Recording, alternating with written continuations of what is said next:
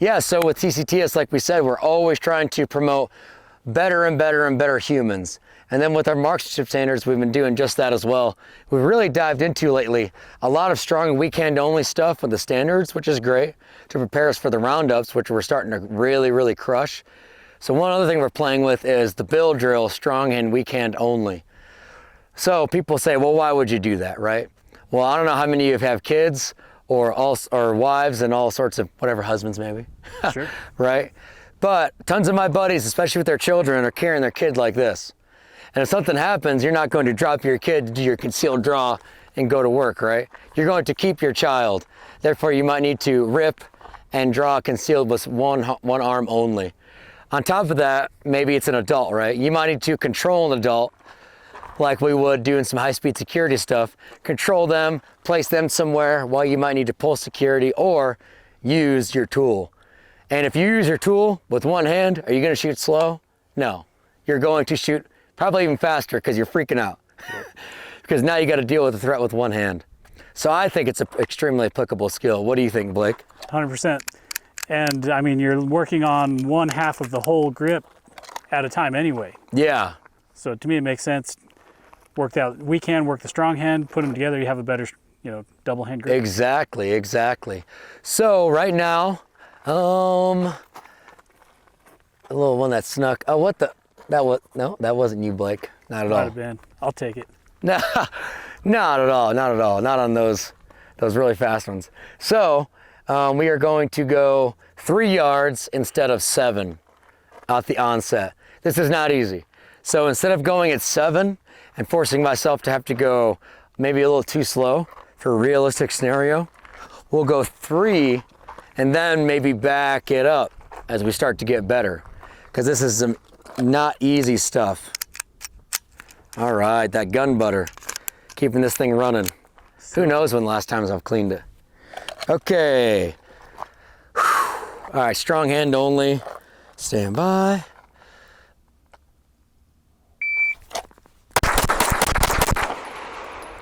Nice. So that was 2-2-1. Pretty happy. Oh no. Started in this general vicinity and we had some rise up a little to the top of the A zone, but still in. That was all natural point of aim. No sights, no anything. So let's try to build upon that. Instead of backing it up where I could just simply increase speed.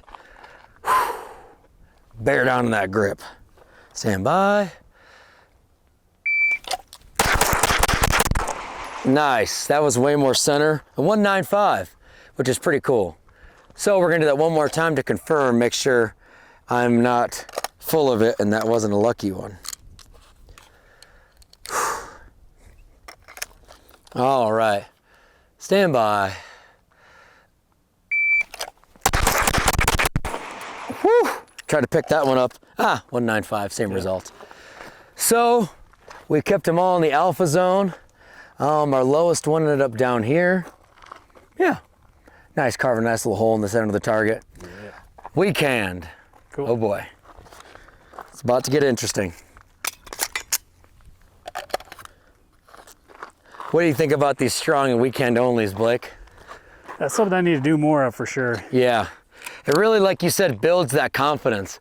I know if I can drive this pistol out and send 6 from 3 yards and sub 2 and keep them all in the zone without even getting on the reticle, of course, I can crush a build drill, right? Yeah. It's a really good confidence builder. We're gonna be doing a lot of this kind of stuff at those safety, familiarization, and confidence building sessions. It's getting people comfortable with the rifles and pistols. Cool. All right, now it's gonna get difficult. Whew, probably gonna start this one off a little slower. All right, let's do it. All right, stand by.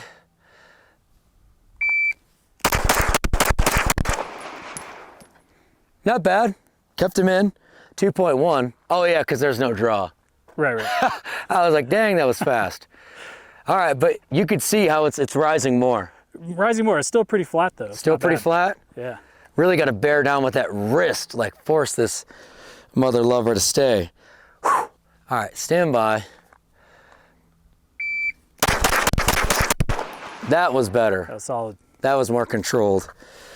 172 for 6. I think one might have snuck out. I don't remember seeing this before that run. So I think one might have snuck out. Kind of makes sense though, right? With that offhand, I'm driving that thing back in and threw one right. But we don't want that because that's gonna not be very accountable when it matters. So this time I'm gonna think about, instead of trying to push the gun back down, this really helped our California clients this weekend. Don't think push the gun back down, think push the gun at the target. Okay. And that's really helped people start to lock out that wrist. Now I just gotta do it too. Easier said than done, right? Yeah, just push the gun at the target, 6 rounds a weekend. So push gun at the target and then keep that grip. All right, stand by. That felt better. Yeah, it felt more in control. Yeah. How did that look on your end? Look good. Yeah, that was 174. Oh, so. Got a flyer. Yeah, so one rows up, and that makes sense, right? Yep. Now I'm pretty happy with that because this one showed me I was driving down. This one, I was driving straight, and then I had one rise up, but it was perfectly vertical. Right. So, I mean, still not what I want, but getting better, right? All right, this is fun. Almost like a one-handed grip test, wouldn't you think? Yeah. Oh, that could be something we could implement. Yeah. The one-handed grip test with the 10 mil. Ooh. All right, this time, I am just gonna shove this thing at that alpha, and that's where it's gonna stay. Stand by.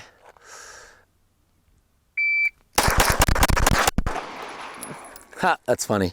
So that felt really good. Obviously, great control. Punched it a little too hard this direction, but they were a nice group. So all the impacts came in this area. So pretty happy with that. Yeah. I was just slightly off center with my natural point of aim.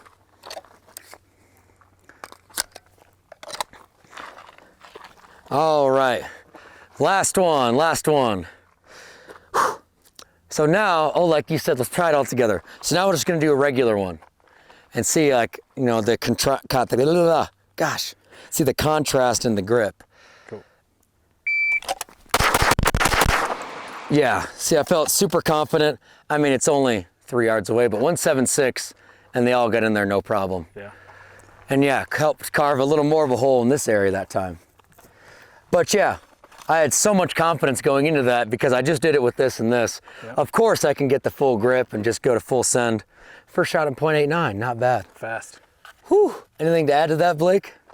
Don't think so. That's good, man. Yeah. The pistol is interesting, right? Because it's so tiny, but it kicks our ass so much. I think most people aren't gripping this enough. You know what I'm saying? I for sure am not. Yeah, exactly. So remember Dan did that test with the American Fork Police Department? Yep. They tested these LE guys and they were like, okay, they put these little pads on here, however the scientists did it, to measure pressure.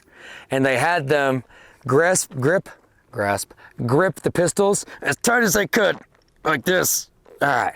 And then they measured it. And then they did some scenarios, force on force scenarios, not even real scenarios, force on force. And they're like, okay, let's see what happens to the grip. All the instructors, including Dan, suspected that they would grip less tight, like they'd been training. The result was actually the opposite. They gripped 130% of their regular grip tension. Actually, that wouldn't even be the 130%. That wouldn't even be 130% of their regular. That was 130% of their, what they thought was their 100%. So once he relayed that information to us, I was all about gripping the hell out of the pistol too. So then we're like, yeah, we're just gonna roll with this. And it's really helped because there ain't no way I'm doing anything but 100 with one hand and actually hitting the damn thing. Is there much difference what they taught you in Ranger Regiment? Yeah, in Ranger Regiment they taught, you know, whatever it was, 70-30. So they give you a percentage. The typical, yeah. Or maybe not a percentage. I mean, every squad, every platoon is gonna be a little bit different maybe. But it was, this one grips super tight, meaning your offhand, and the strong hand grips not as tight, so you can do this. But that sets people up for failure. So yeah, also reading that Pat McNamara book, it really inspired me to focus on when I dry fire, I grip the hell out of the pistol and then back it off slightly so I'm not shaking and then break the trigger. Yeah. Because if we think we're not going to grip the hell out of the pistol in the real world scenario, we're wrong.